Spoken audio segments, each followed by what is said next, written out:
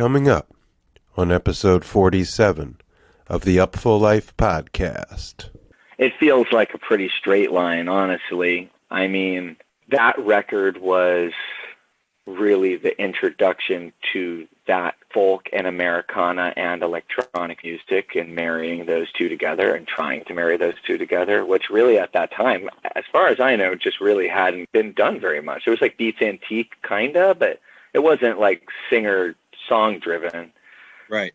In that way of like really bringing like folk and electronic music. And I think that changed the whole game, right? Like I was like, oh, 100%. Like I hadn't even done that many songs that were that lyric driven at that point. And I'd say that just so it's like an integral part of the genesis of this. And I mean, I love what Rising Appalachia's done and where they've taken their stuff. And I love that we've got to make a couple songs over the years. I do truly wish that we got to make we get to make more. Yeah. And I'm sure that will happen at some point. And I hope I see a Gone Gone Beyond Rising Appalachia collaboration. I mean, that just sounds like a no-brainer to me. I'm just starting to get back to touring again and observing what I think sometimes I underestimate as like the trauma that a lot of people have experienced over the last 15 months. I mean, and many places in the world are still experiencing just by being separated from other people. Indeed. I mean, God, I really wish they used another term besides social distancing and they just did physical distancing. Like, couldn't they have just done physical distancing? Like, hey, just stay apart. Be social. Don't limit your socialness. Socialness is an inherent, necessary part of our happiness as a species. Unless you're going to try to be like the Buddha and like be a recluse in a cave. I mean, if you want to be a regular human, we want to be together. I'm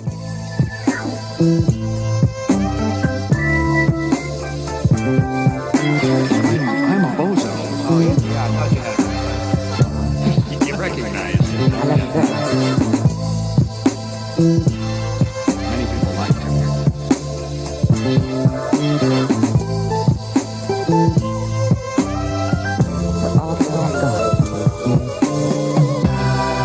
Let's make a toast forever and ever.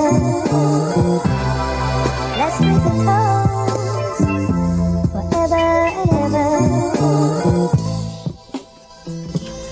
Yes, indeedy. Welcome to the Upful Life podcast.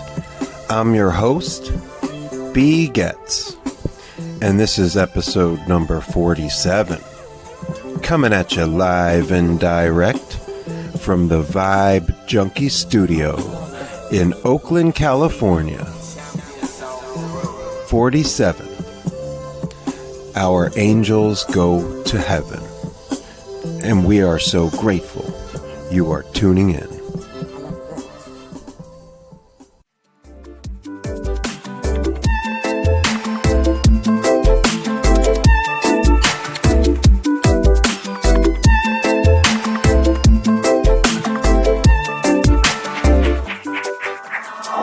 Was queen of the mumble, Papa was king of the Congo. Deep down in the jungle, I stopped banging my first bongo. Every monkey like to be in my place instead of me, 'cause I'm the king of bongo, baby, I'm the king of bongo bong. I went to the big town where there is a lot of sound. From the jungle to the city, looking for a bigger crown. So I play my boogie for the people of big city, but they don't go crazy when I'm banging on my boogie. I'm the banging on my boogie, I'm the banging on my boogie, boogie, boogie. Banging on the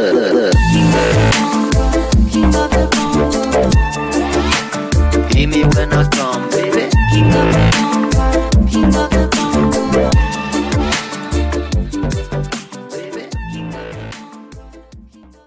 Yes, indeedy. We're back and stoked. Episode 47. But before we get into all that jazz, I want to give thanks to some friends of the show, starting with Herb and Music, the healing of the nations. herbandmusic.com. That's HERBANMUSIC.com. Herb and Music, the healing of the nations. Cannabis and music have been cosmically intertwined since the beginning of time. Modern music and marijuana culture have enjoyed a chromatic relationship, a defiant, righteous dalliance between these once forbidden fruits. Urban Music is a fresh online magazine that seeks to explore this storied history between the worlds of sound art, spirituality, and raised vibration. They intend to celebrate the people, the songs, and the stories behind the music, marijuana, and movements. The concept is intentional, feature-based, throwback to magazine journalism and topical coverage that really digs deep into our intellect and consciousness.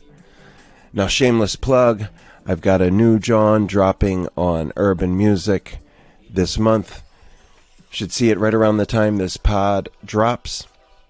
And it is an interview with the legendary Shinehead, the Jamaican in New York himself. So check that out, urbanmusic.com, the healing of the nations. Shout out my man Michael A. Shout out to Nico at Irie Magazine. Also want to give thanks and show love to Live for Live Music. Y'all know what it is. They do the damn thing. Throw the shows, tell the stories. They're just in the middle of the culture in major ways. And it's an honor and a privilege to be a part of the team. You can check out my latest on liveforlivemusic.com about the Lettuce shows.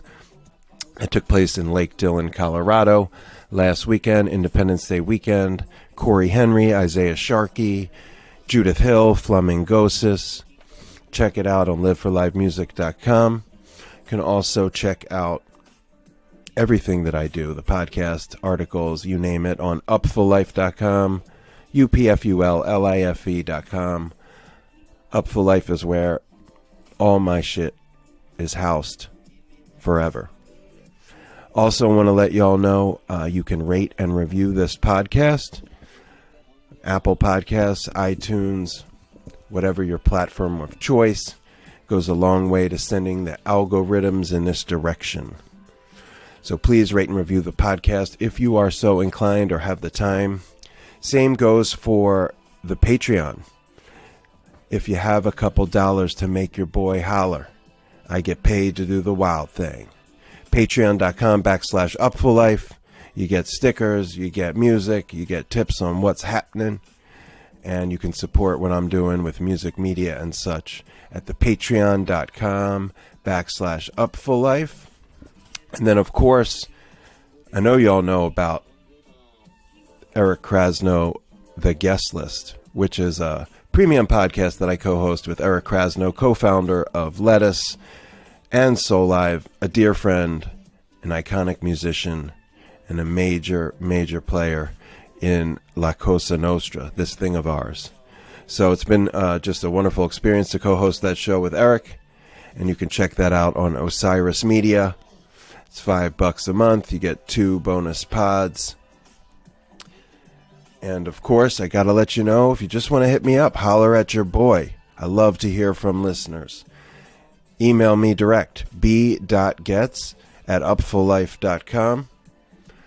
Any kind of feedback, constructive criticisms, suggestions, connections, vibrations. I appreciate anybody who takes a moment to drop me a line. And please, rate and review the Upful Life podcast on iTunes and Apple Podcasts.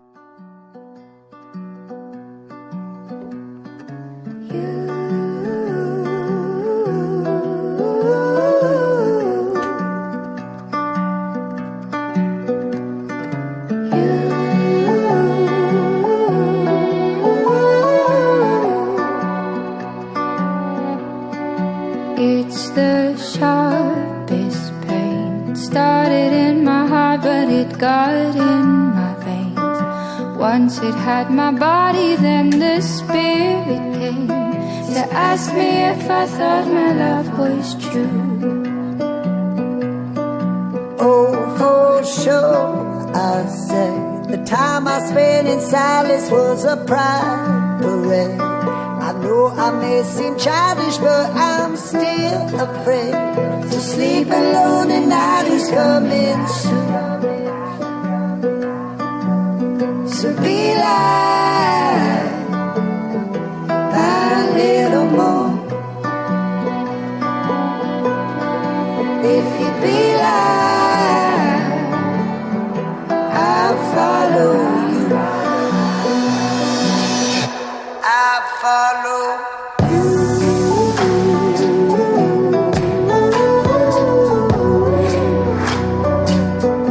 I'll follow you.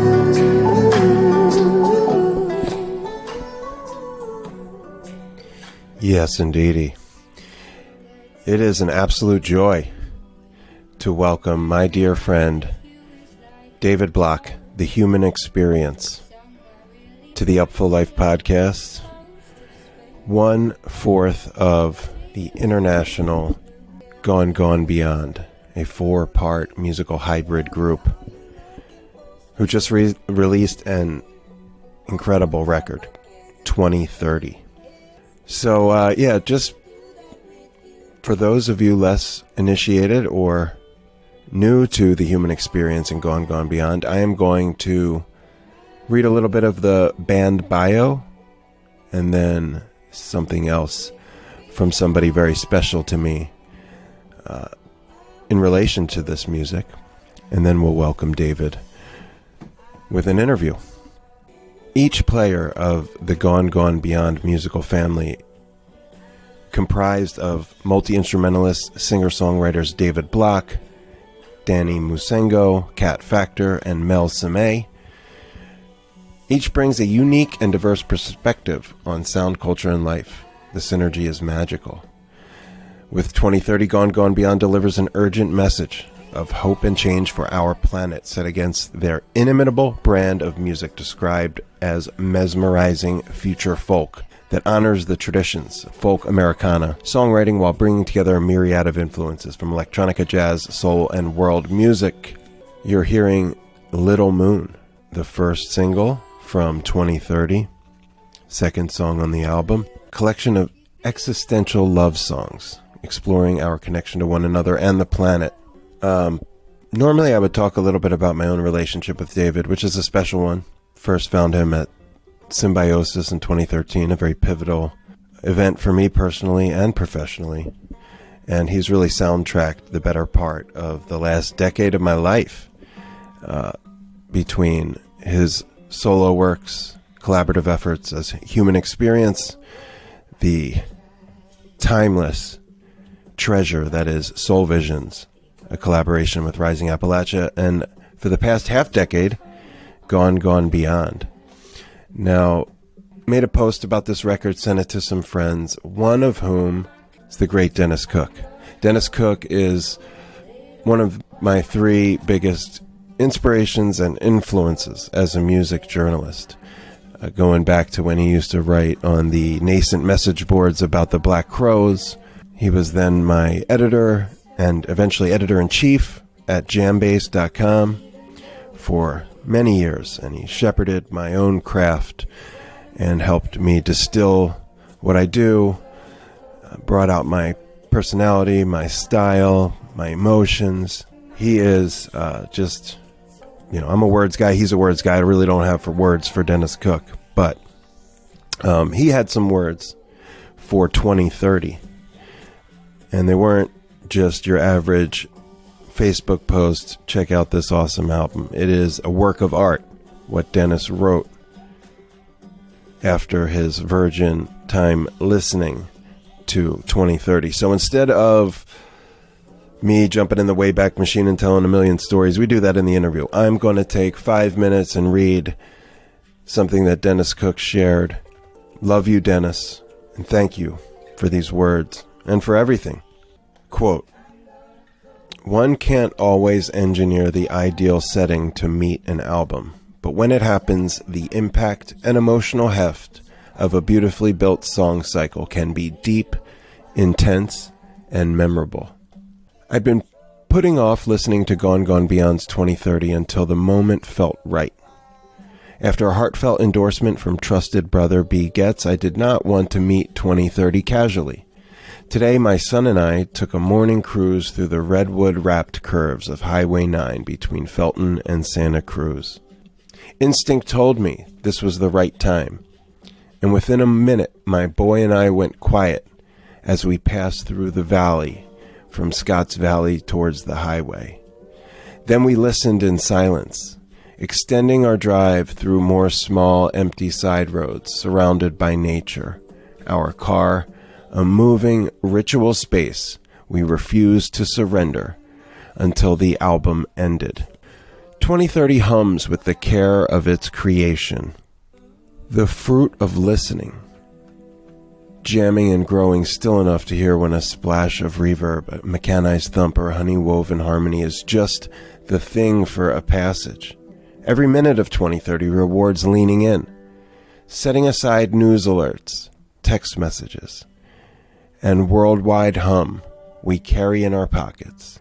By consciously choosing a sustained hush broken by smooth, rising waves and modern flourishes amidst an acoustic, human, voice-centered sound. Every shift is felt and works to fuel a cohesive, enveloping wholeness. God, Dennis is so good. Front and center are their four compelling, distinctive voices, a combination as bafflingly charismatic and effective as the disparate singers in the band and Crosby, Stills and Nash. Their singing is ringing, caressing humanity at the heart of 2030. Other ancestors and kindred echoes include Solid Air era John Martin, Espers, Midlake, Terry Riley's River Period, Fairport Convention, Devondra Banhart, and Bright Black Morning Light. Though none of these is an exact fit because Gone Gone Beyond are doing their own thing, it's a swell lineage nonetheless. That the music also lends itself to down-tempo and intelligent house remixes is a testament to the sturdiness and vision of the original pieces, which are dabbled with fuzz and machine elements that remind us that this isn't a throwback. I imagine a late-night set by Gone Gone Beyond could be tailored to an EDM, hippie jam, or die-hard folk festival, and fly high in all settings. I can already think of several fests perfect for Gone Gone Beyond. Looking at you, Lost Sierra Hoedown, Camp Deep End, and High Sierra Music Festival in California, and Summer Meltdown Festival in Washington. Personally, I'm chomping at the bit to see them live, ASAP. We extended our drive to listen to the first half of 2030 again. The album and its fascinating creators will linger for a long while. A fine discovery. Thanks for the pointer, B.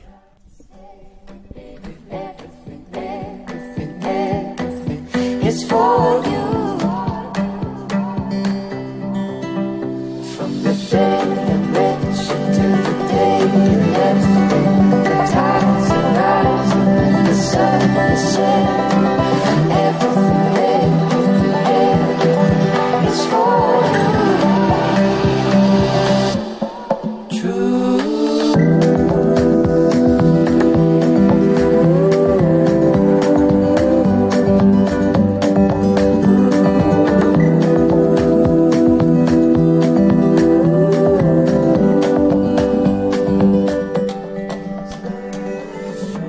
Episode 47 with The Human Experience, Mr. David Block.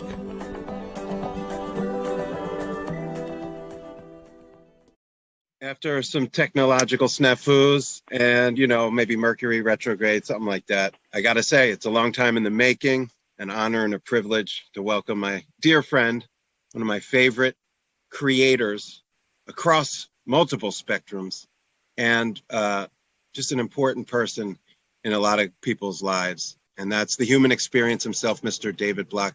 Welcome to the Upful Life podcast. Yeah, thanks for having me. It's really great to see you. This is a treat. This is a treat. I was even telling someone earlier, I was like, this has been like a lot of like podcast interview time for me right now with the new record. And I'm like, this is special though. Like, I've known this guy for like over 10 years. Like, that's, you don't get to say that for every person you're doing an interview with. It's more of a conversation, Yeah, that's how I frame them mostly. Interviews, are cold calls or somebody you're not that familiar with, but we'd talk like this on or off the record. And I like that to be kind of the tenor of my podcast, is just conversations and not so much interviews. And man, Man, like I said, it's a long time in the making. Have been a fan of yours for a decade and a friend for almost that long.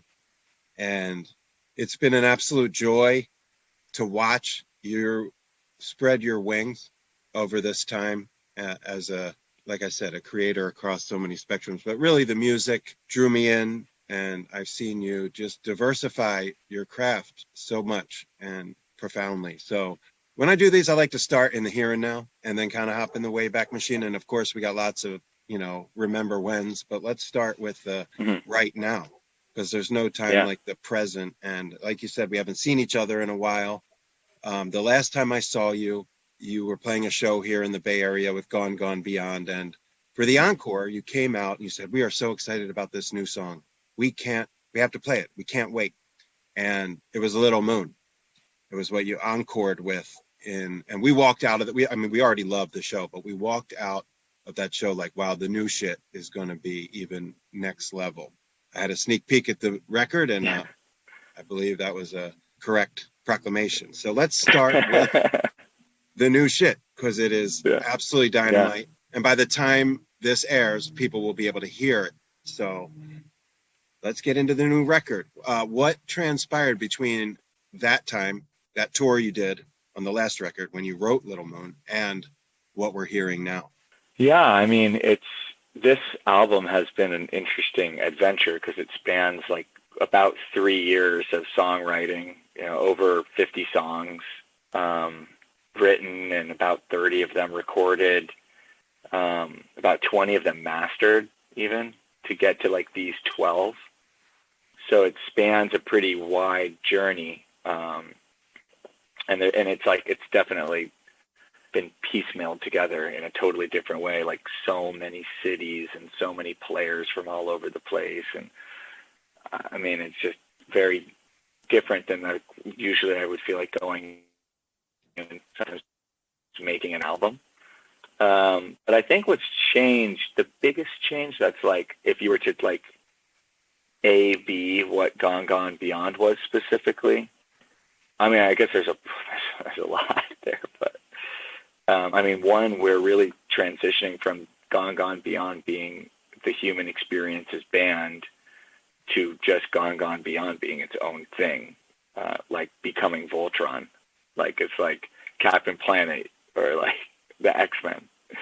It's like it's its own thing. It's not just like Cyclops from the X-Men, and Cyclops has a bunch of powers, and so it's Cyclops' X-Men or Professor Xavier's X-Men, whatever. It's like really like its own. It's had enough time to gestate as an actual band and become an actual band instead of like me putting some things together, which I think that, and it's like the genesis was that, right? The genesis, at least of this music, was like songs that are mine and Mel's, songs that are mine and Danny's, songs that are mine and Kat's. And now it's our songs, and it's a new chapter of my career. I can say after 10, 11 years now of being like a solo touring artist, having worked with a ton of people, like tons, like, 60 different artists, from Rising Appalachia to Android Jones, to all some amazing artists. This is the first time where I've had to like, this music is not my music. It's our music. And I've never had that. I've really, like I've had that in my collaborations, but at the end of the day, it's really been my say. And part of the ego death of Gone Gone Beyond for me is that it's not my music anymore. It was a lot more me-centered, and I play a very big role in it, obviously. But at the same time, it's like this record is so far beyond. I feel like it has like whatever me was like 5x because of how many filters it had to go through to get to 12 songs, where 4 band members and then the fifth Beatle, Sean Rodman, played on like 8 of the songs, 7 of the songs on the record. It had to go through all those filters for us to get to where, right? When I would think a song was done, they would make me dig deeper. I'd be like, this is done. They're like, it's not done. I'm like, I hate you. I hate you. Yeah, I was going to ask about that specific, like maybe distill that part of the process. you're a solo artist, you create, you have final say. And we can dig into this part of it down the road, but it did begin as something as maybe a side project. Or I remember its inception, you know, backswing, seeing you perform. Yeah, dude, you were there. You were yeah. Envision like just the two of you, Danny, coming down there, and then, you know. Now they don't understand the game. Now they don't understand the game. They don't understand the game. Blood in my veins, tasted fortune and fame, but it's not enough. Another falling star, I threw my life in a car and I followed love.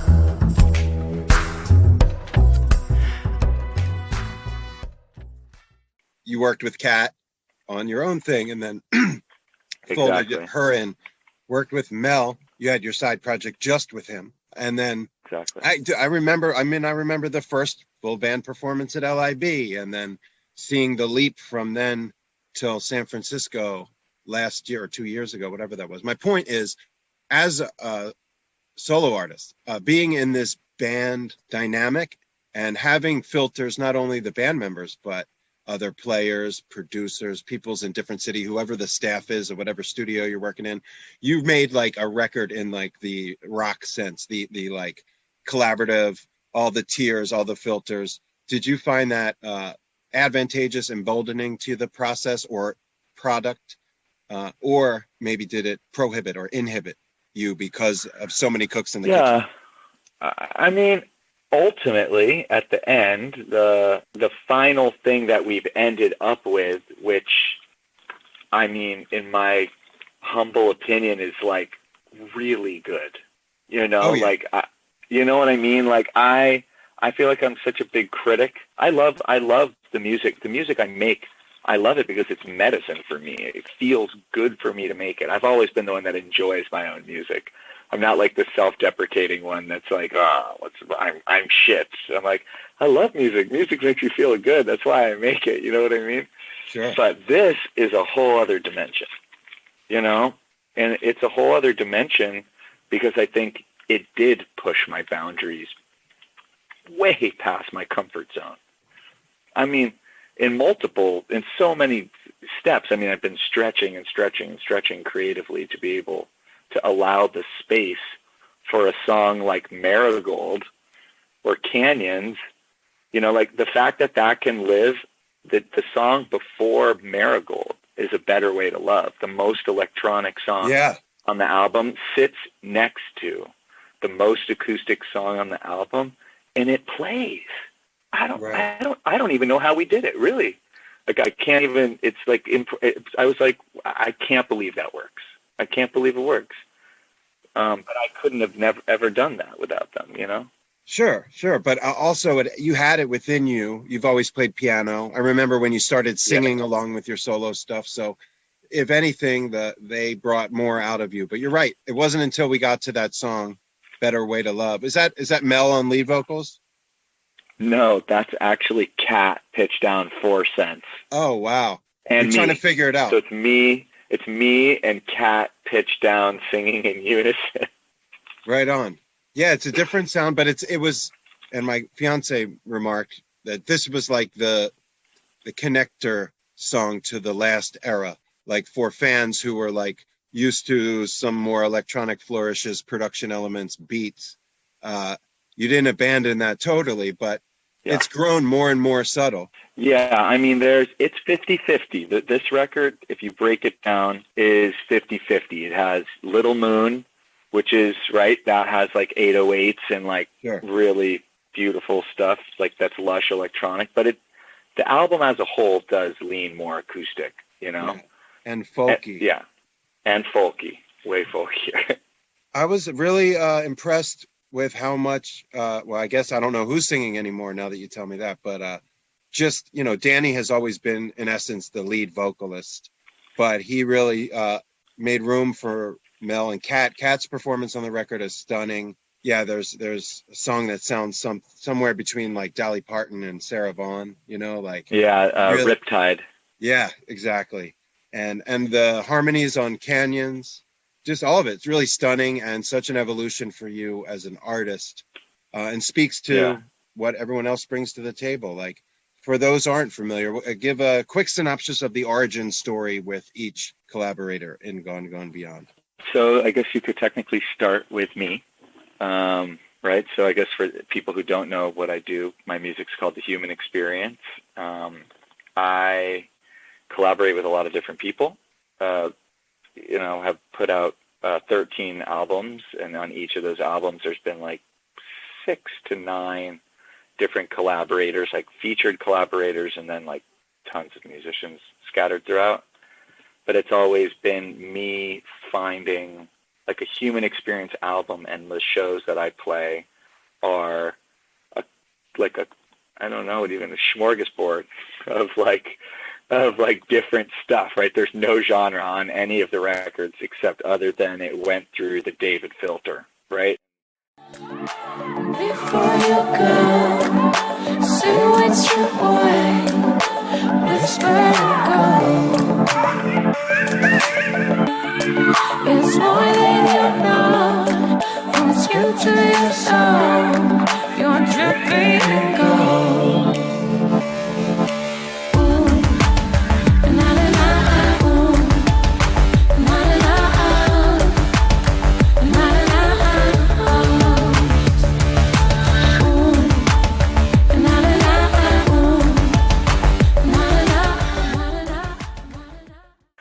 For better or for worse, there's a sound to it, but that's kind of what I've done, right? And that's how this band got put together, right? Like, I had the solo stuff with Mel, solo with Danny, solo with Kat. Each one of them, though, is really like virtuoso, as an independent, and other just collaborated with tons of stuff. Danny, first member, right? Danny's raspy voiced guy on the record. He's really stepped up, and he's really doing a lot of the songwriting. A lot of the 80% of the lyrics, I'd say, are really informed or written by Danny. He really fleshes out a lot of my progressions, or all of our progressions, and adds a lot of really strong hooks, and it's very mystical quality, obviously, to the lyrics. So that's Danny. More traditional Americana folk background, rock background, from Iowa, New York City. He was in Ludlow Thieves. Right. Left New York with a broken heart. What did he say? How did he tell himself anything that he missed could be bought?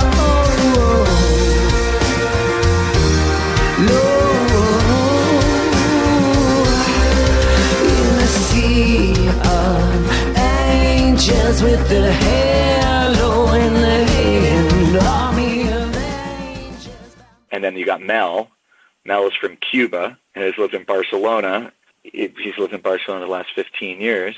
And but I mean, he's a drummer, Cuban jazz drummer. The reason he was able to leave is he was, so incredibly amazing, and got permission from the government to travel to Europe and to become a professional musician outside of Cuba. But literally plays everything. He plays about 80% of the instruments on the record. Really? Cuando Juanita y Chan Chan desde el mar se hundían la arena, como sacudía el jibe, a Chan Chan le daba pena, qué pena.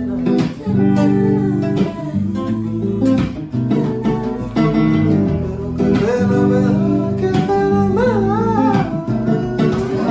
Tanto sello y para Magdalena, a Puerto y para allá.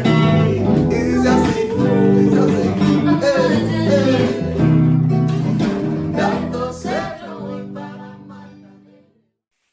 He plays everything better than everyone, by far.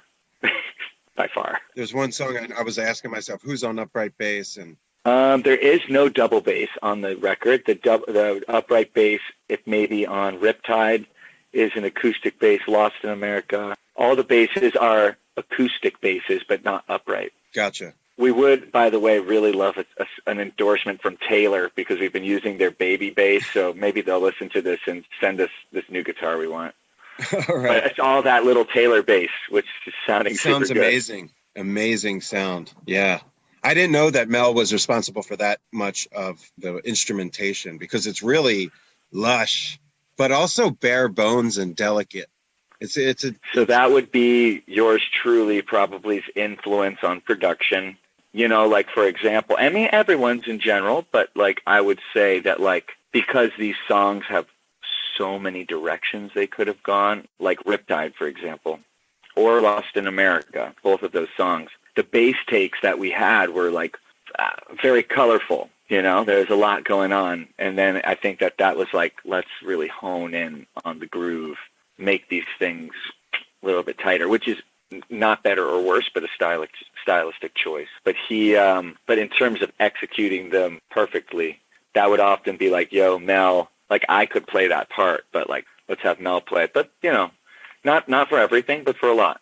So that's Mel. He's really just the most experienced as like playing in different ensembles and working at a very, very high level of musicianship, which has been great for me, who's been playing bass in our live shows, a bunch of these songs, and I'm like, dear God, I am not a bass player. But David, you must dig deeper and become a great bass player. It's not about how good you're playing, but it's about how good you're playing. It's so great. So he's phenomenal, and he's, you know, that. And then Kat's Kat, obviously. I think she just really sticks out. I mean, so does everyone vocally, but, you know, I mean, Kat brought Riptide. That's completely her song. That's her main song that she wrote, writing everything. Fantastic, that number. Oh, it's dragging me down like a riptide on my insides, and I think I'm gonna drown. Oh, got lost between the sound. You couldn't hear the notes between us when the flame was going out.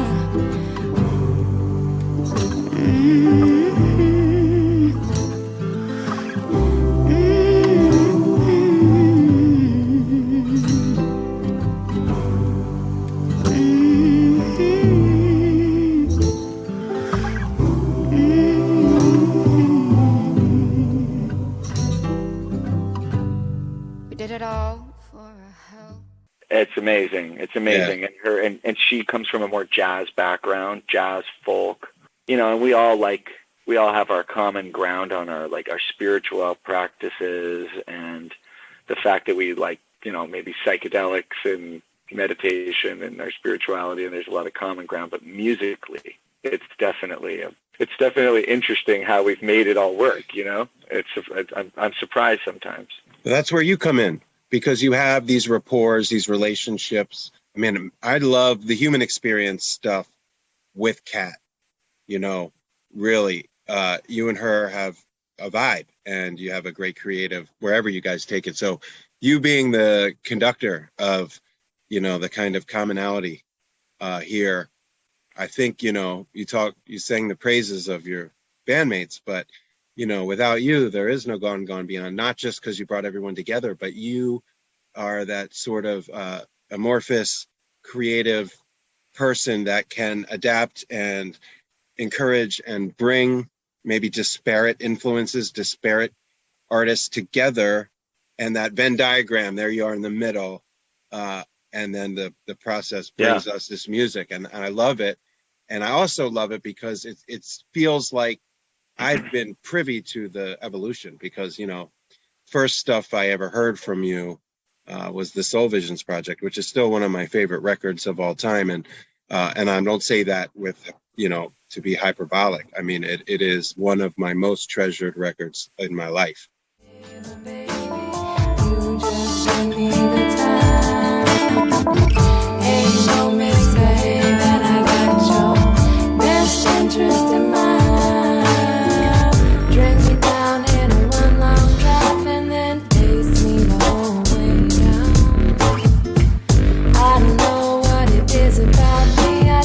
Know that I love this sound.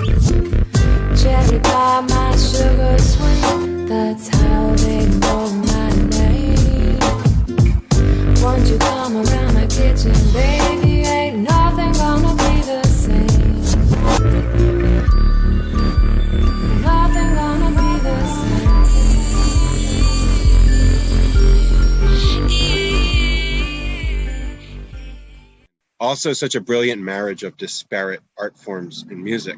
So I know you've talked about it a number of times, and I profess this adulation to you across different continents at this point. But yeah, like, do you draw any kind of line of lineage or evolution from that Absolutely to this? Yeah. It feels like a pretty straight line, honestly. I mean, that record was really the introduction to that folk and Americana and electronic music, and marrying those two together and trying to marry those two together, which really at that time, as far as I know, just really hadn't been done very much. It was like Beats Antique, kinda, but it wasn't like singer-song driven. Right. In that way of like really bringing like folk and electronic music. And I think that really, that changed the whole game, right? Like I was like, 100%. Like I hadn't even done that many songs that were that lyric driven at that point. And I'd say that just so it's like an integral part of the genesis of this. And I mean, I love what Rising Appalachia's done and where they've taken their stuff. And I love that we've got to make a couple songs over the years. I do truly wish that we got to make we get to make more. Yeah. And I'm sure that will happen at some point. And I hope I see a Gone Gone Beyond Rising Appalachia collaboration. I mean, that just sounds like a no-brainer to me. A tour would be the best of both worlds with a super jam and all that, you know. A tour with super, yeah. I mean, totally. Well, we've been hosting these like kind of super jams at the end of our listening parties. We had one the other night, and it was like nice. Bro, the players in this was our friend Deja, who played with Stevie Wonder for many, many, many years. Dwayne Duggar on saxophone, who plays with Bruno Mars. Andre De Santana on bass, plays with Sergio Mendes and Jason Mraz.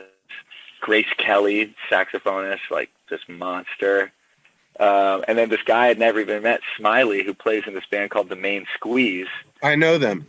Keyboardist. Who's a gem. And he just came in and sat in on keys, and then this was a random jam that happened at the end of the listening party. They're a solid band, Main Squeeze. Wow. Yeah. I literally kept saying, I was like, fuck, it's this guy. I know all the other players. They're very good. I think his first name's Ben, if I'm not mistaken. Smiley. Smiley. What a good person. I love that you're doing those kind of listening parties and stuff, man. That's great. And yeah, I've always seen like obviously because Soul Visions and the impact it had on me. I followed both Rising Appalachia and your careers ever since, but that was my introduction for the most part to both artists. And it's been remarkable what's, happened for both of y'all ever since. And I know you've told the story a number of times, but just for the people listening at home, because I've played snippets of the music on the show, you met them how, and then when does the record get made, as little or as much as you want to talk about it. Yeah, I mean, we met in 2009 in India, in Arambol, which is in Goa. It was a pretty big transformational time for me. I had moved from Central America, living in Central America for a couple of years, and moved to India. And I was just like playing street music and playing in like local bars and just exploring my spiritual path. Went pretty far out there. I think I lived barefoot in a sarong for like over 3 months for a certain point. And I traveled all over India, like barefoot. Like I was pretty far out at the time.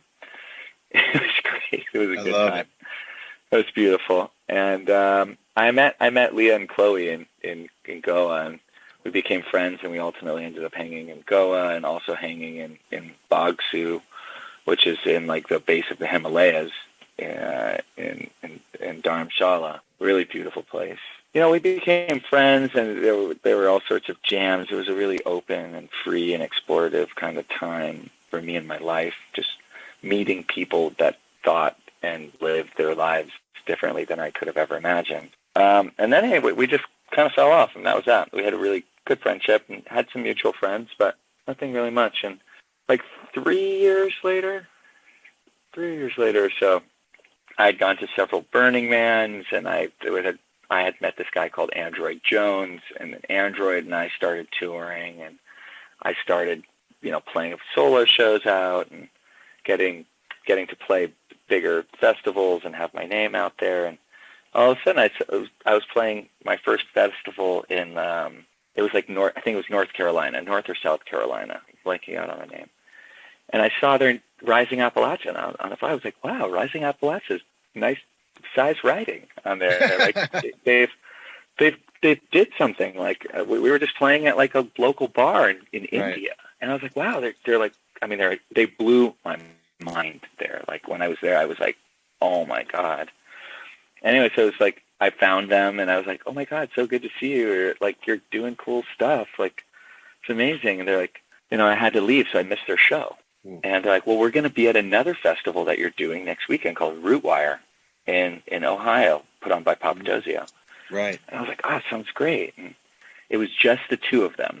They were doing a show with just the two of them, not the whole band. So I went and went to the festival, and during the show, I had a vision that we made an album together, like a full like transmission, like already done. So I went up to them after, and I was like, hey, I think we're gonna make an album together. And they're like, you're crazy. They're like you're crazy, but they're just like, no. I mean maybe, but not no, but sure, whatever. And I was like, okay. I'm like, you'll see. Anyway, a couple months later, this is probably in July or something, maybe a month before Burning Man, I found their song Swoon. And I just straight up did like a bootleg remix of it. I didn't have any of the stems yet or do any recording sessions. But it was such a stripped down song that I was able to do something pretty cool. And I played it at Burning Man that year, and I played 11 sets, I think, that year. It was like the year that I went insane, like my first big year at Burning Man. And because Burning Man had so many people at it, everyone started writing to them, and like a bunch of people were like, yo, did you hear the Human Experiences remix of Swoon? It's incredible. And they're like, what are you talking about? And I was like, told you. And I sent it to them, and they were like, okay, let's have a session. And so like we did a session in LA, and then we ended up doing another session in New Orleans at our dear friend Rock's house, who passed away. Bless Rock. But had an incredible session at Rock's house, and then we were in Lucent Dossier's studio, their rehearsal space here in Los Angeles, which was fun to record there. And then I was able to piece together, with some stems from old stuff, I was able to piece together the Soul Visions records in 2 recording sessions. Amazing. Yeah. I love that. Which was a really important album, I think, for both of us, Oh, yeah. Traveling now, and I'm blue, but I won't be blue always. Sun's gonna shine in my back door someday. I'm going on down to the river, Mississippi, friend or foe. Water rises, don't know where I'll go. Water rises, don't know where I'll go.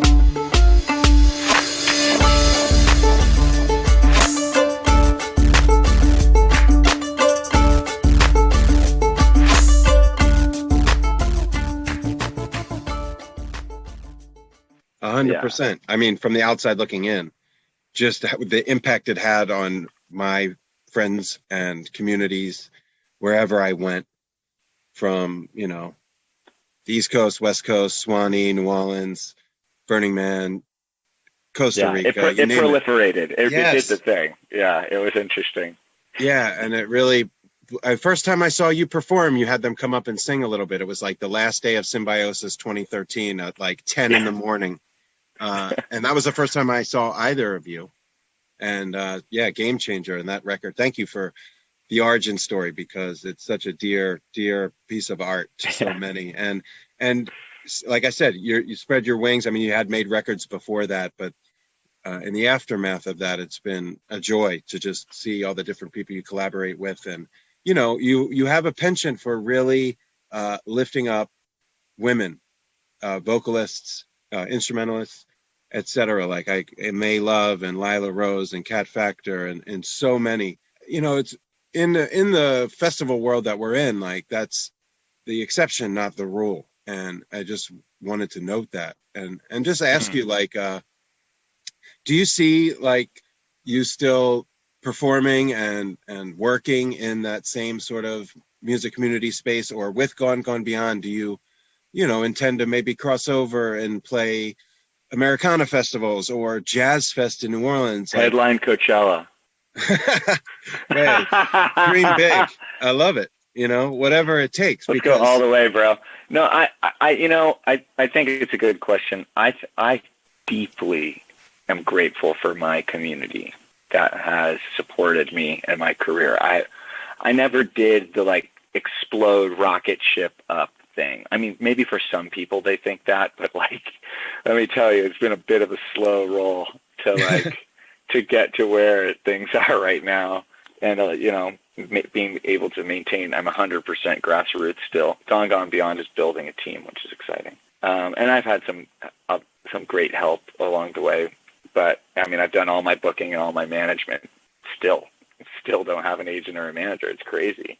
And I'm so grateful for my community. That's been my envision and my lightning in a bottle and that. And I hope that I get to grow even larger in those communities.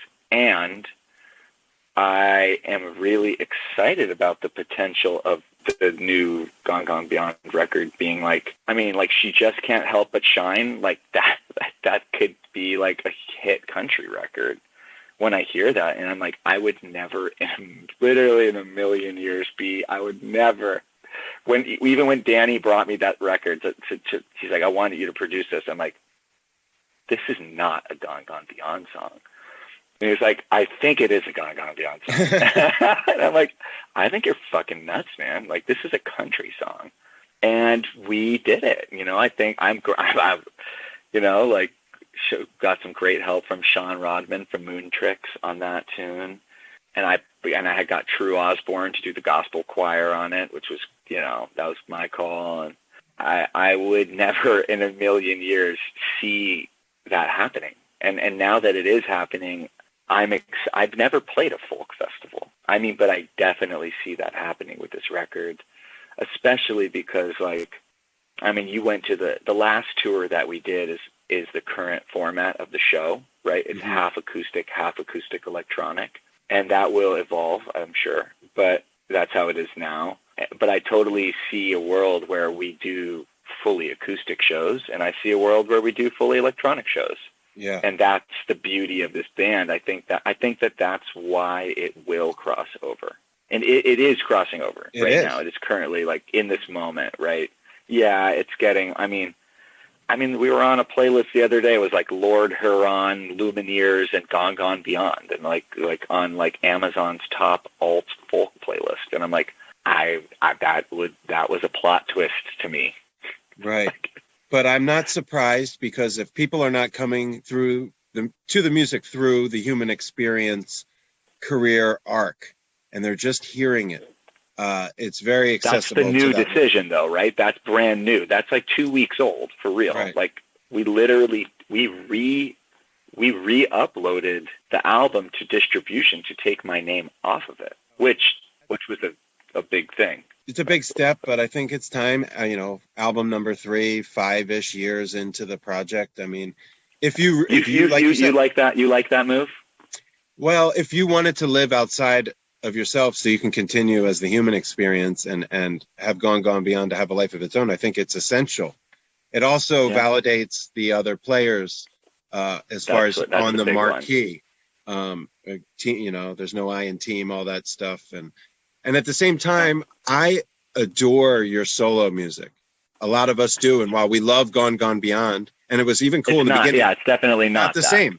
So if it liberates you to get back to, some beats, some dance music, some of those juicy electro love songs, that's a win-win for everybody. Well, I have full remixes of almost every song, on tons of the songs. Dude, some of these songs, there are 3 versions or 4 versions. There's a song we have a song. I'm trying to call in Rick Rubin because I think he's supposed to produce this song. He doesn't know it yet, but from your lips to jaw ears. Why not, right? But we recorded 4 versions of this one song that's not even on the record. I mean, it's crazy. But that's just the creative. And I burst. like them all. I like all the versions. But, you know, I'm walking down here with you. Those people can't see me, but I'm going to get a lighter because I see B having a little joint ski here. I am, yeah. I want to join you. Danny, may I have a lighter, please? We have a pile of John's lighters. John did some incredible, the guy who was just talking did some really epic kind of behind-the-scenes black and white photography of the last recording session. Nice. I look forward to seeing that. You know what I was saying, though, but I appreciate you saying that, and that's the silver lining of all this. It's because I, like, literally have so many songs. I mean, during quarantine, I made so many songs. Where did you spend the majority of your time in the past year and a half? I started at in Boulder, Colorado. I had an apartment in New York, which I was Airbnb-ing while I was touring. We closed up shop in New York, never went back. Had someone pack it remotely. Stayed for the first 6 weeks in Boulder, and then ended up moving out here to LA. And I've been in Topanga Canyon, which is where canyons is.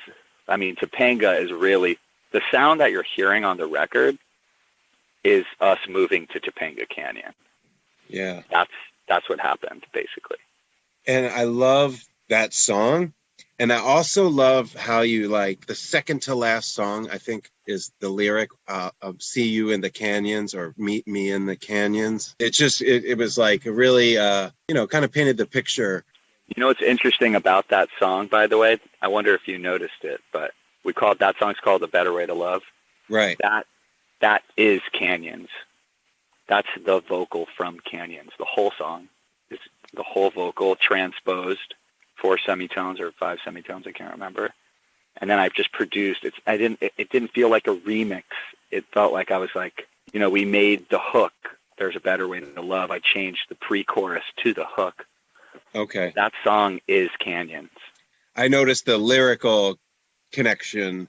Yeah, it almost feels like a little send up there, but it's the whole song. I love that. Which is, it's one of my favorite things about this record, of how there's so many layers to how it's put together, the songs, how they flow into each other, the meanings and the stories of the songs, but how it's bookended with both Canyons yes. And A Better Way to Love.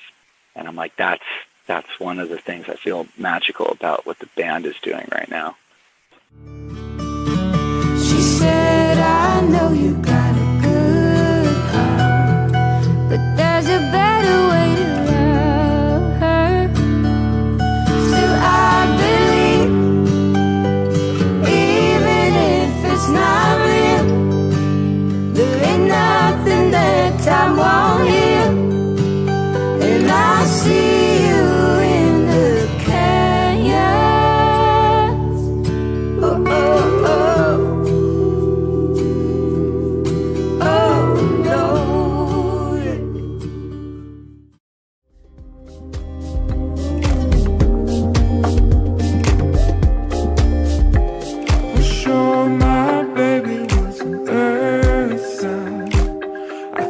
Spaces up above her. She said, I know you got a good heart, but there's a better way to love her, love her, love her.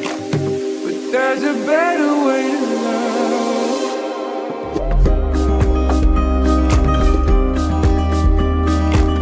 But there's a better way to love her.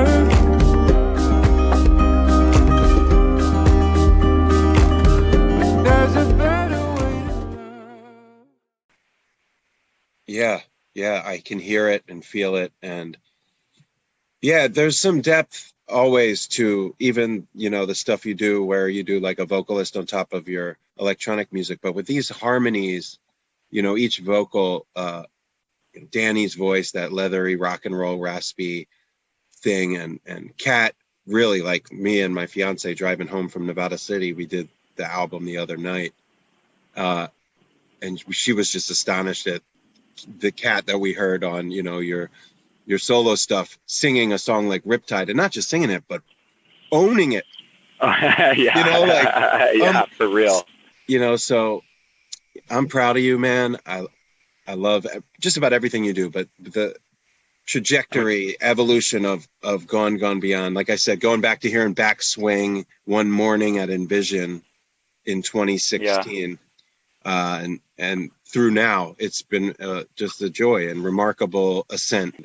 Yeah, I mean, you know, the good thing is one thing that I was saying, the silver lining of all this is of the switching of the names and allowing Gone Beyond to really fly on its own. Kind of like feels like it's like leaving the nest or something, and like it's enabled me like I'm really excited to put out some of the new Human Experience stuff. Like I've been been collaborating with some really, really interesting people. LA has been amazing. I've been, you know, collaborating from everything from like pop producers like Major, and just met Kaisa recently, and we're planning on doing some music. And then everything from like, I did a full ambient record, like full pure atmospheric psychedelic ambient, no beats, no nothing, no words, barely any melody at all. Just like textural sonic stuff. My friend said it sounds like the birthing. It sounds like the birthing of the universe. It's like, another friend called it planetarium music. I like it. I mean, there's a time and place for that kind of vibe, for sure. I'm excited to share it, you know. I mean, like, I'm going to do some guided meditations over it as well. Right on. So, like, yeah, it's going to be a whole new adventure. Well, you got to keep us posted on that. I know you're always up to cool stuff outside of music. And when we talk about, like, your solo stuff, man, I can remember, in addition to your original music and the collabs with, you know, singers, women, Android Jones, art pieces going along with your albums. You know, there's just like a certain touch you have, certain touch with the remix, you know, that's yours, like Manu Chao or Aaliyah or Outkast. Like you've sort of reinvented, repurposed, reimagined beloved songs from the zeitgeist and dropped them in the festival dance floor setting that, you know, what comes over people in those dance sessions, you know, is I can close my eyes and see you playing in Sunrise on Abraxas, or like I said, that Symbiosis mid-morning set. And just being a part of those dance floors, like, changed me as a human. No pun intended. Like they were essential to my own personal evolution and finding something within myself connected to music that I didn't even know. So then when I would like bump into you on the street at Jazz Fest, you know, you were going to the fairgrounds to see Cheese, I think you were by yourself, and I was looking for my mom, I believe, and we walked around New Orleans, and then, you know, you did the Soul Visions thing there, you opened for the Roots there, and my whole world outside of this West Coast thing is rooted in that whole Jazz Fest thing, Jam Cruise, etc. So I see a way for you to exist in all the worlds, in the instrumental music world, the folk fests, the jazz fest vibe, and out here on the West Coast, or in the quote unquote transformational or new agey festival world, etc. You've just got a lot of irons in the fire, and not everybody can necessarily coexist in all the spaces and have something to contribute that has merit. But you've proven that across the board. So like, that's why I love covering your projects. I also just like where your head's at. And I wanted to ask some questions outside of music, maybe just one or two, because I value where you're at with it. Like, we haven't talked in a while, obviously outside of the stuff that's going on in the US, just in our community, in the festival community and the West Coast, sort of like quote unquote conscious spiritual, there's a lot of division. There's a lot of, you know, vitriol or whatever you want to say. And I'm not here to, you know, what do you think about that? More like, do you have a vision or a hopeful idea of how we can all come together again in spite of these sort of deeply rooted divisions or, you know, denials or the social stuff? Like, I'm struggling with it personally. Like, it keeps me up at night, being aware of how some people feel or think about some things. And those are people I held dear, or artists or people in the community who's, you know, facilitated amazing experiences for me, and then now I'm confused. So it's not about who said what or who thinks what, but do you see a way back to cohesion? And yeah, I mean, I think this is a weird time for planet Earth in general. Like it's pretty, I mean, we're going through a major metamorphosis in every way, you know, where it's a metamorphosis of how we're creating more balance in gender. It's a metamorphosis in how we're treating people of color. It's a metamorphosis in how we treat each other, what we believe with human rights. We're getting hit from all angles right now, and I do believe that it's like a metamorphosis, right? You know, it's like where humanity is stretching its edges right now from what we thought was the way to be, which is confusing because that does seem to be a white, male-dominated, oppressive, sexually oppressive, I mean, like every way that you can slice it. And what I see is that we are out of all of the challenges that are happening, whether that's the BLM movement or gender equality and the correct gender pronouns or the Me Too movement or all of the different things that are happening. What everyone wants is actually happiness and to be respected and to treat each other with kindness and honesty and transparency and hopefully all of these issues will and as we all take responsibility for the things that have happened, hopefully we can reach a point of unity, which does seem like what the goal is. I don't necessarily know how we get there. I mean, there's so many different things we could talk about within that. I think in terms of one thing that's really alive for me personally right now is just like coming together with and playing music again. Like, what is that going to look like? What is gathering going to look like? Right. And I really am super curious. I mean, I have been hosting little gatherings at my house and little listening parties and concerts for like 25 people, but that's not, you know, Red Rocks. And I'm curious. I'm just starting to get back to touring again and observing what I think sometimes I underestimate as like the trauma that a lot of people have experienced over the last 15 months. I mean, and many places in the world are still experiencing just by being separated from other people. Indeed. I mean, God, I really wish they used another term besides social distancing and they just did physical distancing. Like, couldn't they have just done physical distancing? Like, hey, just stay apart. Be social. Don't limit your socialness. Socialness is an inherent, necessary part of our happiness as a species. Unless you're going to try to be like the Buddha and like be a recluse in a cave. I mean, if you want to be a regular human, we want to be together. So I think, yeah, it's an interesting time. I mean, I've been meeting people.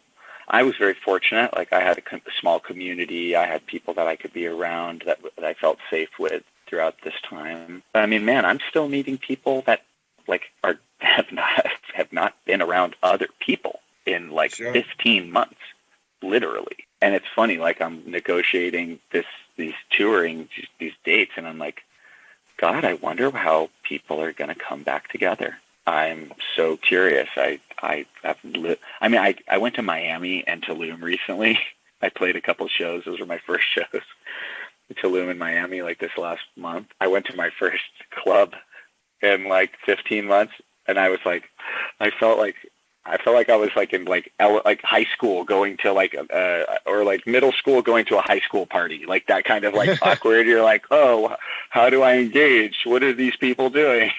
Should I shake your hand? Nice to meet you. And I'm like, oh my God, this is so I mean, I imagine that's going through a lot of artists, performers' minds, just like fans. Some fans are eager to just jump back in 2 feet first. Others are really apprehensive. I imagine it's the same for the artists. I talk to a lot of people about it, especially on the pod and on Krasno's pod too. We talk about it a bunch, where it's like, what is the new normal? Like, I've only been to 2 concerts. I'm going to see Carl Denson at a winery this weekend, which will be like tables. That feels appropriate, though. You're like, oh, cool. Everyone's VIP now. Like, you know, like, hey, everyone's got a table. Oh, it has its pluses. Like, we went to, like a 50-person lettuce show in Denver, and then we went to see Phil Lesh at Terrapin with my mom, and both were like physically distanced tables, the new normal, if you will. But now, obviously, it's June 15th. We're talking today that today's the day that the gloves come off here in California. I went to a restaurant without a mask on today. Wow. Was it liberating, or did it feel any kind of like page turn, even figuratively? Most people were still wearing masks, to be honest, and I felt uncomfortable. Yeah. For a little bit, you know. I was like, okay, like I want to help encourage people to have, you know, to still be mindful with how they whatever their needs are, to feel safe, whatever your needs are, but to also be like, hey, like this is, you know, this is what I'm choosing right now. Yeah. It was a trip. It's a trip. I bet, man. I bet. And, you know, like you said, it's been a weird time and metamorphosis, well stated. I just have a lot of apprehension and fears about, I don't know, disinformation, the sort of delusion that infected my festival community, our festival community, the ecstatic dance community up in Nevada City, and, you know, things that I hold dear to my bosom and people. So I try to practice empathy, like instead of being angry, just like see them as sick or misguided. But at the same time, I struggle to envision, no pun intended, the gathering that you say, and like, what if I'm commiserating with these people and I've seen these ideas and beliefs that I find to be abhorrent, that I would have never known about them if we weren't stuck at home or on our computers for all these months. But now, coupled with the, you know, absolutely cataclysmic social culture war, I find myself like really, really bugged out. And you've been such like just a, you know, the words get thrown around too much, but like a light being. Like you have been a conductor of music, of dance floors, of community, of, you know, I've heard you on Eamon's podcast, or, you know, you go to these retreats where you build with thinkers and progressive minds, like trying to better the world. So I really value, you know, how you see things. And that's why I asked, do you see a hopeful future for us, for the community? I will pose a challenging position for you, because I actually, to be honest, find myself in more of a middle ground. I've heard every perspective, and I'm a fan of open-mindedness. I mean, there are so many things in my life that I don't know anything about. And I found myself, the only thing that gives me, like, this is the only answer I have for you, because I don't see a way other than this to love people who have different belief systems than you. For example, if like you have Christian friends that are very, very, you know, Christian, and they're amazing people, but they think if you're gay, you're going to burn in hell. You know, like, I mean, like I had a cousin who said that to me about like, I wish you had a different belief system because I love you so much, but I feel sad that you're going to burn in hell. You know, and you're like, shit, like, how do I have a relationship with this person? Now I have a couple choices. I can acknowledge that whatever my own belief system is actually still just my own belief system. It is not any more objectively real than what this other person's is, as long as what they're doing hopefully moves towards creating kindness and more love in general. Like if their belief system involves causing harm to other people, I think, and that's very subjective even there, because you're like, well, are you causing harm to democracy? Are you causing harm to, I mean, like right. That, it's like, how deep do you want to go? But that being said, it's still a belief system, and it's not objectively real at all, to be honest. And where I've been at is I'm studying more the Zen approach, the Zen Buddhist approach, and I've been studying specifically, there was a big chunk of the quarantine where I just listened to it basically every day, which is called the Third Patriarch of Zen, which is like a Senkan. Bodhidharma would be the first person who brought Buddhism from India to Japan, and then that's who Bodhidharma is, and then the second master is this guy named Senkan, and he wrote this very simple thing, not very long. You can listen to it. Ram Dass does a very nice reading of it. It's 18 minutes long, and as I had my spiritual practice at the pinnacle, or the forefront of every choice I make. I've been trying to figure out, well, how do I be? Like, I don't disagree with one person being more evil. I think that there's a lot of things that we don't understand about what's happening in the world, and I can't pretend to. I know that, for example, like, I'm a big fan of ancient Christianity. I like Gnostic Christianity. It's the original Christians, which had like reincarnation in it. It had sacred sexuality in it. It revered Mary Magdalene in it. It had like 41 books that were removed from the Bible. So like, I don't know. I mean, like, I don't know what I know, but that seems weird. So it's like, I can see that there have been forces that have tried to control and subjugate humanity instead of humans having liberated sexuality, understanding of maybe alternate principles, understanding of our psychic powers, understanding of what real human potential is. But either way, it just sent me to this place where it's like, when I study Zen, it says that in this text, it says to set up what you like against what you dislike is the disease of the mind. It doesn't mean that you can't, it's, you know, if you're either for or against anything, you'll never get anywhere in terms of like liberated. Now, how does this show up in like, it can sound like, oh, very apathetic, you know, like, oh, I'm not for or against anything. And equanimity, which is, you could say is what is the goal, is balance, right? Equanimity is the goal of my practice. Awareness and equanimity.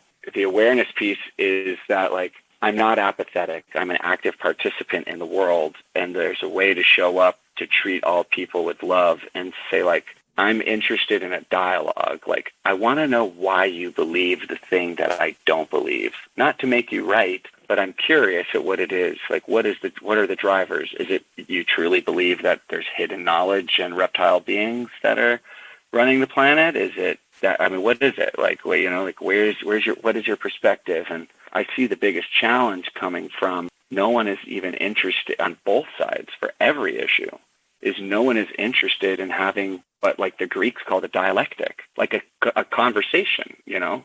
People get so charged and are so emotional with things that everyone's just yelling at each other. And as long as that's happening, I don't see any way forward. The only way I see forward is to, like, listen and honor and accept and hope to live a life and to share as much information as possible that maybe changes that person's perspective, or to accept it and be like, look, if you think the earth is flat, I think you're a little crazy, but I don't totally understand, but here are some things that might make you think that the earth is not flat. And if you choose to enjoy them and want to have a conversation about that, I'm here. Right. And if you, as long as it's not like causing like major harm, you know, like, I'm not proselytizing my belief system and telling people, I think you should believe this way. If you believe that, you know, if you're a proud Democrat and you are so pumped on Joe Biden, hallelujah, have a good time. I don't have to agree with you. If you are a crazy QAnon person and you think Donald Trump is a time-traveling hero, I don't have to tell you you're a crazy person. Like, you know, like, if you want to be a crazy person, be a crazy person. Where it does, I mean, where rubber meets the road kind of stuff, and I do think is a big issue, is like mandatory vaccines, for example. And this is where the Zen tradition gets a little hairy, because you're like, oh, fuck, like, well, how do I feel about that? You know, like, that's a big deal. So anyway, this is not an easy approach, but in terms of its practical solving of how to engage with other people in a loving and kind way, I do think it's like a great way to be like, I'm not going to be for or against your opinion. I mean, it's hard to say that if, like, I'm Jewish, for example, and there's someone who is a Nazi. I don't know. Like, I don't know how I would deal with that when I'll cross that bridge when I come to it, I guess. I would say that's what's helped me through this to connect with people that have different perspectives than me, is to be like, I'm curious about your perspective. Like, how the fuck did you become a white supremacist? I can't comprehend it in my mind. I can't. I don't understand. Explain to me why.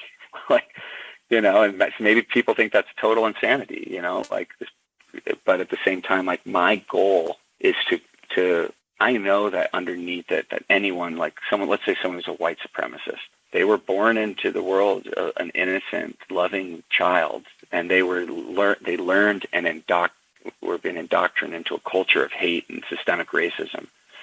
I can have empathy and compassion for that and be like, where's the hope? Where's the hope for this person? It doesn't mean I have to like them. I can think they're the scum of the earth with their current lifestyle choices. But I think at the end of the day, like, you know, I mean, it's hard for me to say this, and I'm Jewish, okay? A lot of my family was killed in the Holocaust. Hitler was a great painter. He was a phenomenal painter, and he was rejected from art school. He was rejected from the Vienna Art School. And I just go think it's like, that's the most extreme example I can possibly think of where like shame and guilt causes a guy who just wanted to go to art school. I mean, imagine if he got into art school. It's fucking crazy. I mean, it's not like, right? He applied, he got denied, and now you get the fucking Holocaust. So my guru said, it's like, you want to put those people on your altar. If you can learn to have compassion for the people who are, it's not being apathetic. It's not being like, we need change now. Racism, not okay. Top-down systems reform, now. Like, I'm in it. And how do we also move from a place where all our decisions are full of compassion, and those people that we hate the most, we have compassion for them too. And until I think we get there, we're fucked. But that's why it's important for you to share like the Zen approach, man. And that resonated with me. I feel like I have, a ways to go there for sure. I'm certainly not embracing conflict or even engaging in it, but I've been able to practice the empathy and come from a place of understanding. I've always tried to leave room for other ways of thinking, other belief systems since the beginning. What I think happened is all this time and computer time and fear mongering on all sides really painted people into their corner, and there's safety in numbers, and there's a whole lot of... It's the most impressive marketing propaganda campaign on every side and every dimension that you could ever imagine. And so just trying to navigate that for anyone, whatever side you're on, is confounding. And it takes an approach like you're describing with, and I appreciate you sharing that. And I want to get back. Like, I always could look over the other side of the dance floor and see people totally different than me in every way and love them for it. And I just think I, like many, became privy to a lot of dialogue. Like, and how verbiage. can you possibly believe the thing that you're believing? And that hurts when you're like, yes, what the fuck? Because I'm Jewish too, and obviously a lot of that stuff is connected to anti-Semitism. But then I'm getting it on the other side because I'm really pro-Palestinian liberation, and and so then my Jewish friends and family are like, "What the fuck, dude? What are you out there? You're wrong team." And I'm like, "No, it's not teams. Like, none of this is good." There is a team. It's an Earth team. There's one team. That's the problem. There's a team. There's just only one of them, and the division of things is what has gotten it all fucked up. And I mean, it's tough. It's like, it's so easy to say, to try to take the the spiritual bypassing perspective of the Buddhist approach and just say like, oh well, nothing matters, and just be a nihilist and like whatever, and let's all die and whatever. But I mean, at the same time, the tough thing for me is, on the one hand, this is a tough thing for everybody, by the way, universal, is we're humans. We exist in a human body on the earth, we have stories and belief systems and virtues and emotions and sensations, and it's all happening. But at the same time, we're actually not humans, right? We're spiritual beings having a human experience, and all sorts of things are happening.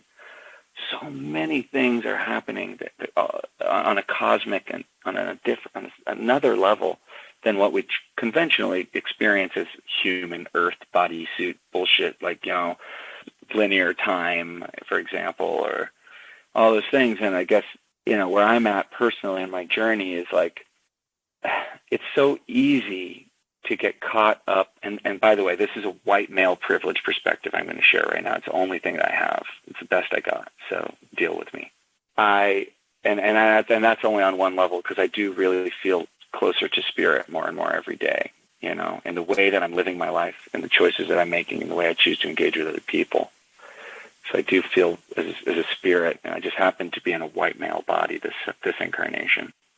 The only way I see humanity making it through, I mean, our album's called 2030, right? We're looking at 2030. That's what we're looking at, the date. I hope I see you in the year 2030. It's the whole thing.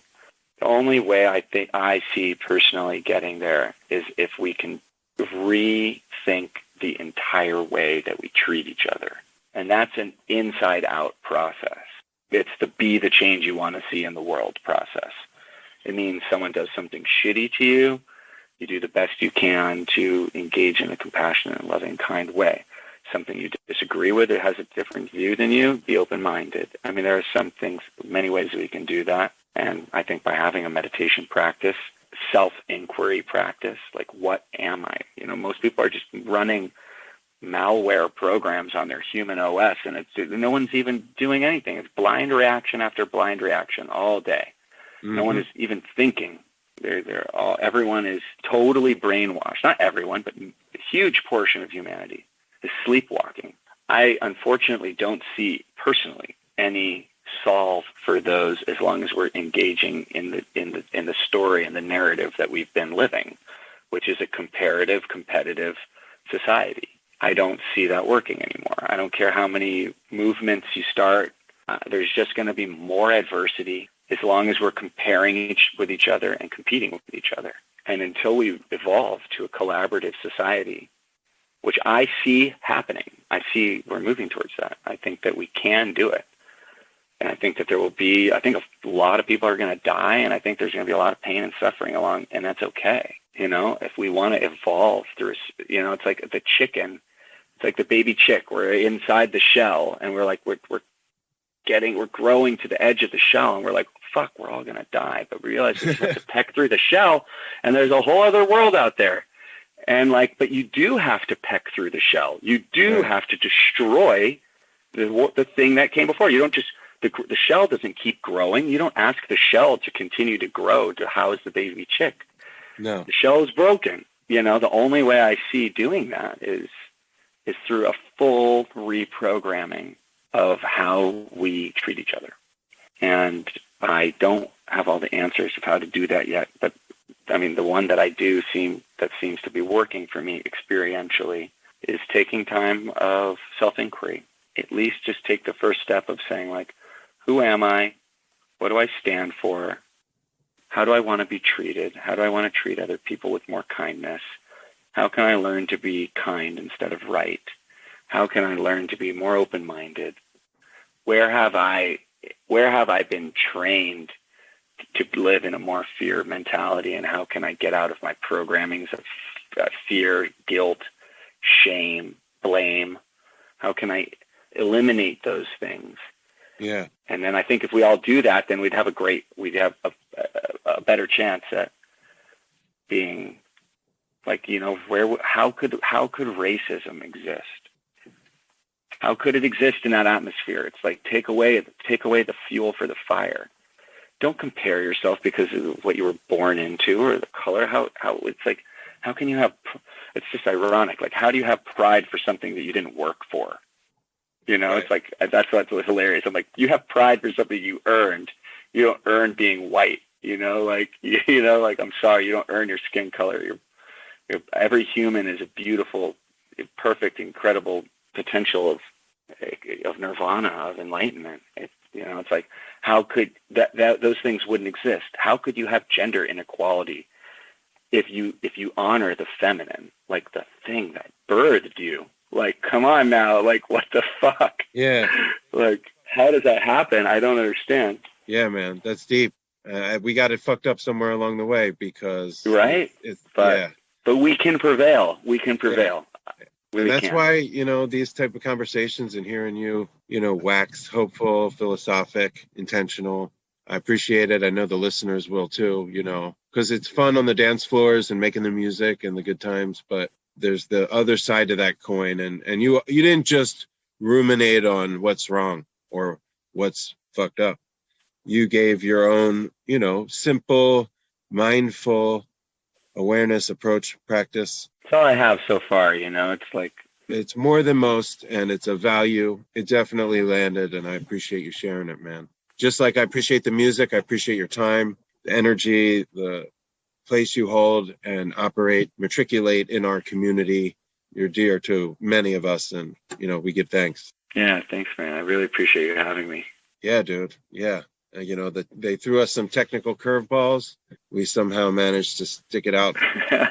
Really grateful, man. And as much as we covered, we left a lot on the table, and there's obviously a whole lot to come. So next time in person, maybe with the bandmates, maybe in a foreign country, but let's do it with the band. We're going on tour. Well, I'll certainly see you whenever you come to the Bay or Nevada City or both. Yeah, keep you posted.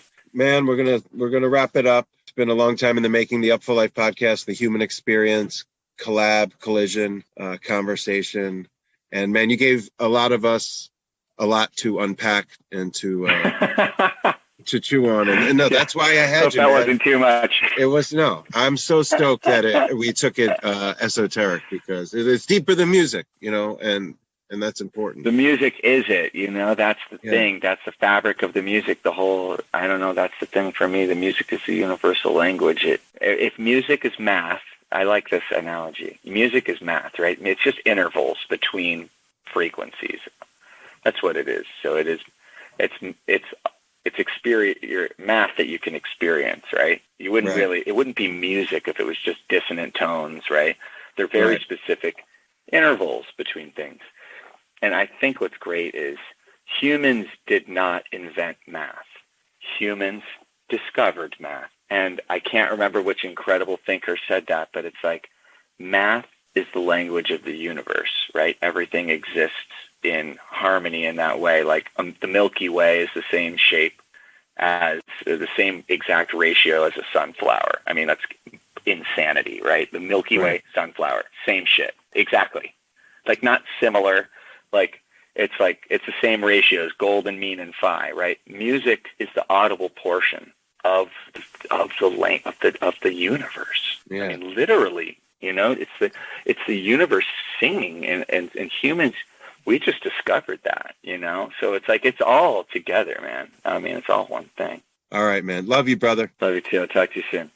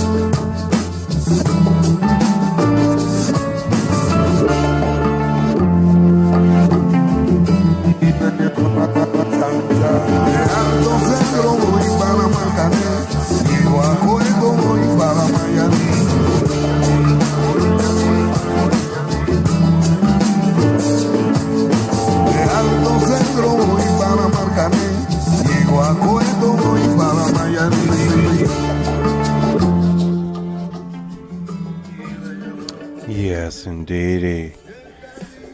Want to say thank you, offer a deep, deep bow of gratitude to my dear friend, David Block, the human experience, for that wonderful, free exchange of ideas. Just to catch up with him about Gone Beyond, get the origin story of both that group and, of course, Soul Visions with Rising Appalachia.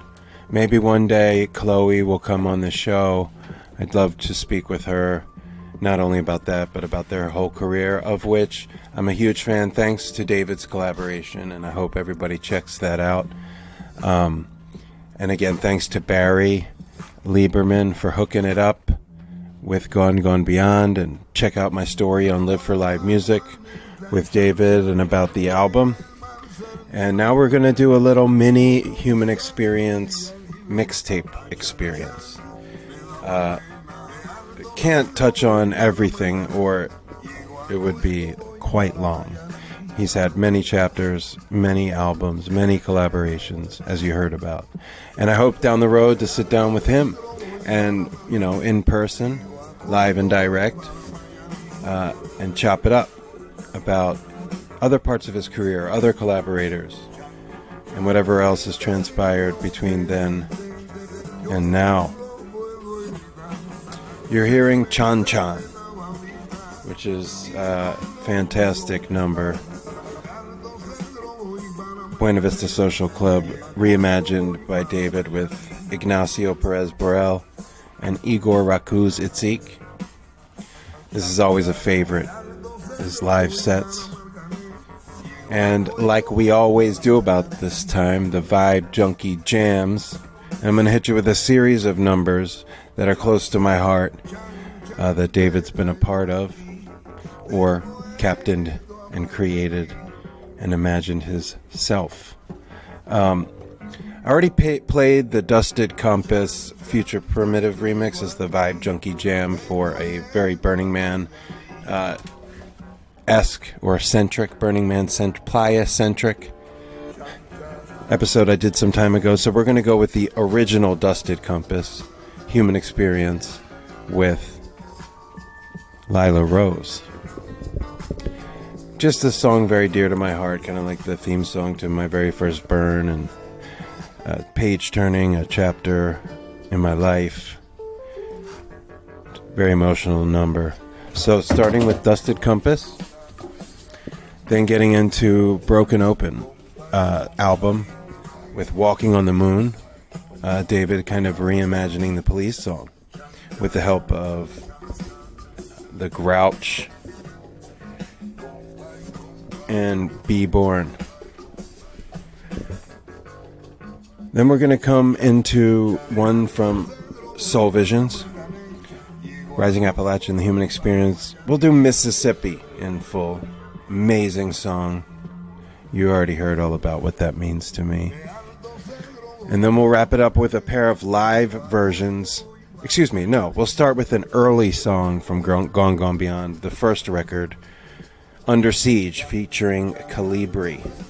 Fucking love this song. Takes me back to Envision 2016 and the summer that followed. Then we'll get into a couple live versions of songs found on 2030.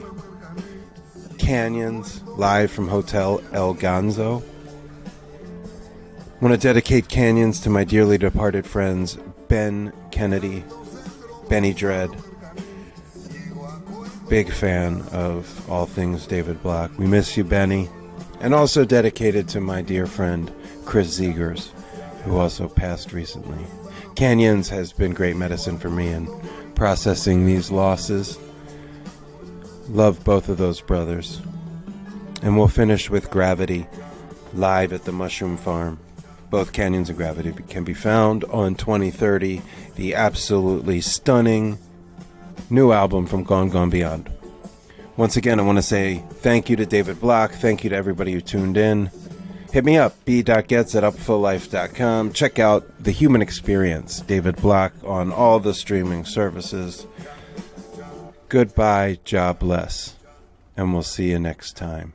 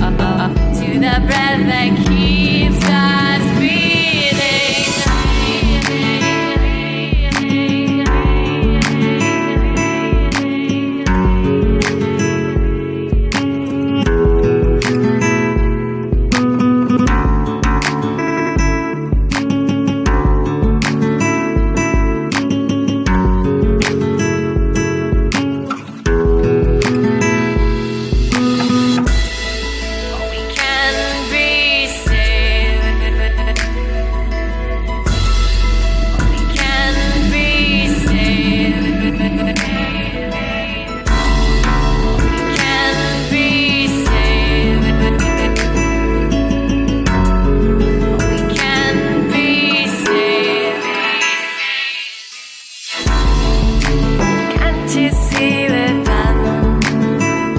And we have done this to ourselves. Can you feel we're falling apart?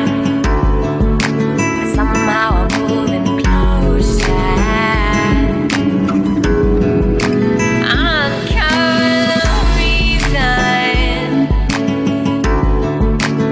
how we can let it go is by. Blinded, we've been guided. Dusted compass swinging upside down.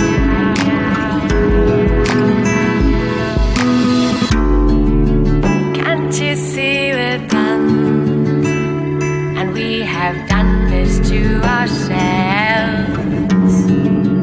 Can you feel we're falling apart? But somehow I'm moving closer.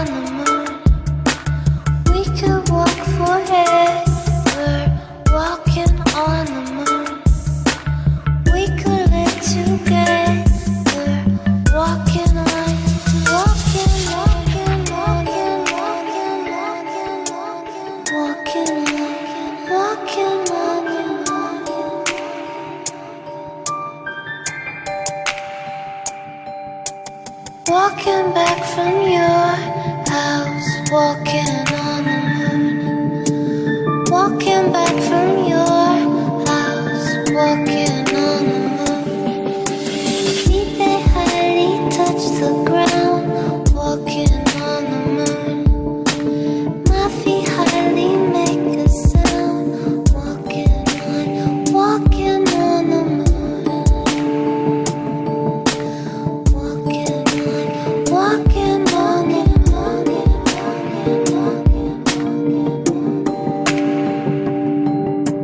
Some may say I'm wishing my days away. No way. If it's the price I pay, some say tomorrow's another day. You say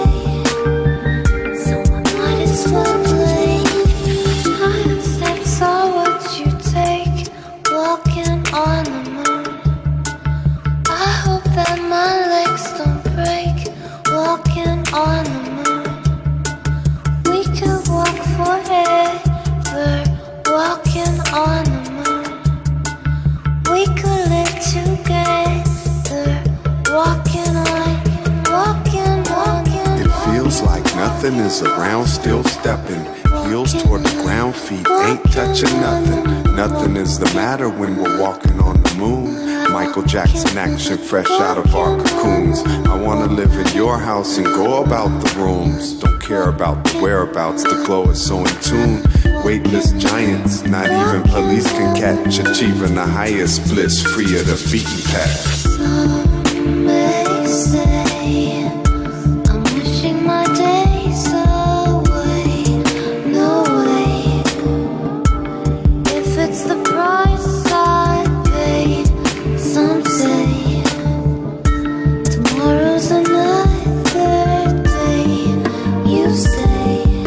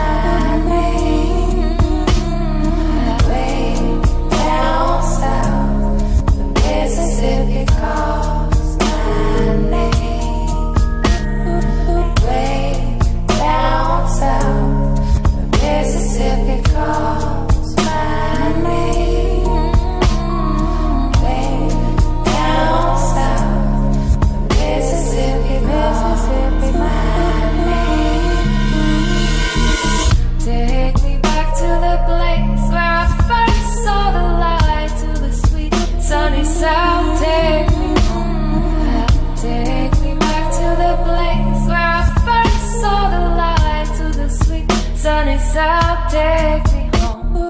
Sweet Georgia rain, Louisiana, you're home to me. Said sweet Georgia rain, Louisiana, you're home to me.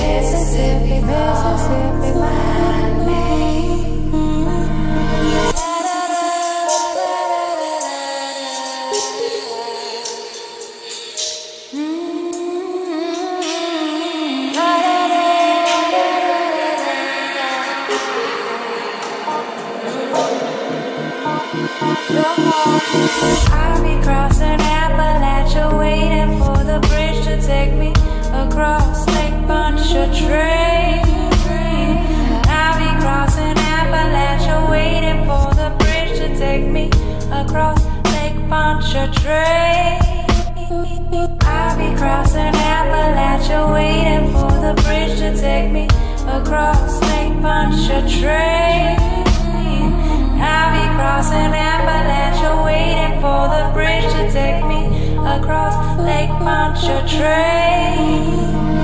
Way down south, the Mississippi calls my name. You're home, way down south, the Mississippi calls my name. You're home, way down south, Mississippi calls my name. You're home, you're way down south,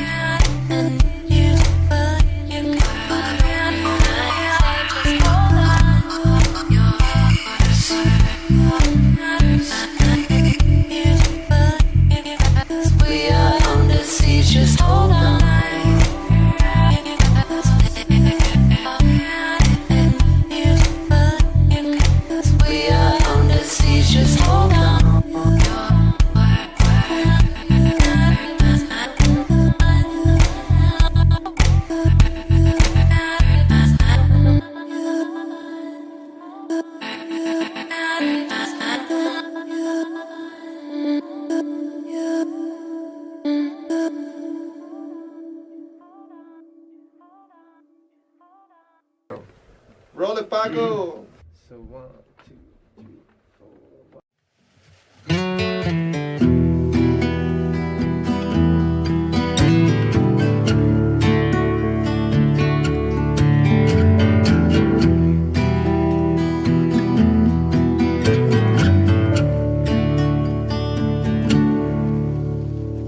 I've been traveling away that has led me to the road, while everybody in LA was safe at home.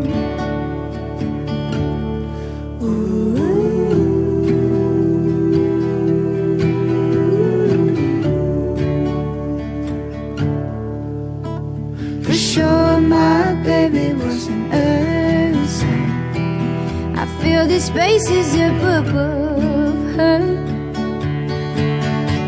She said, I know you've got a good heart, but there's a better way to love her.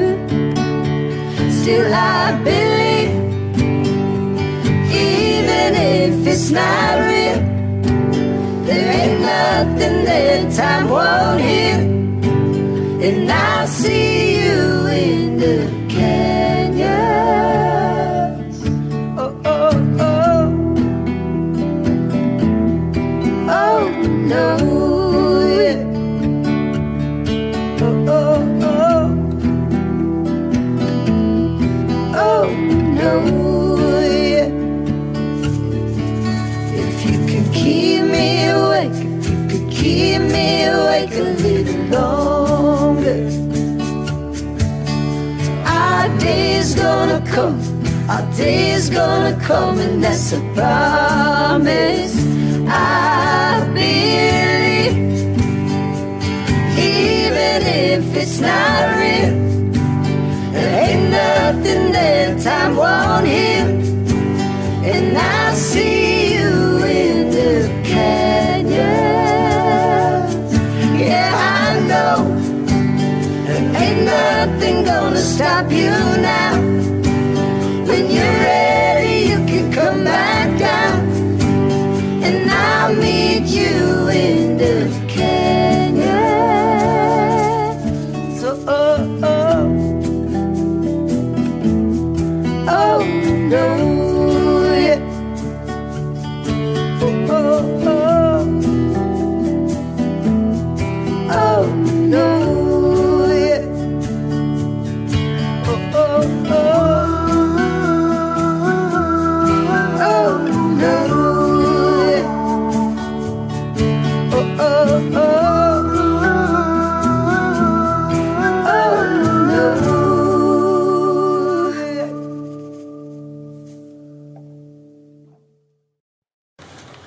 One, two, 1, 2, 3.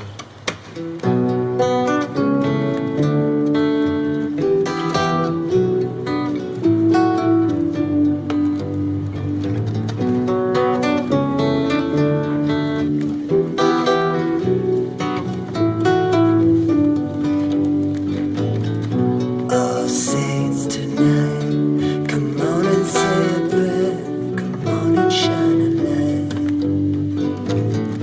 Have faith that I can get myself down if I'm getting too high. I miss my friends, all the sentimental kids in the heavy metal.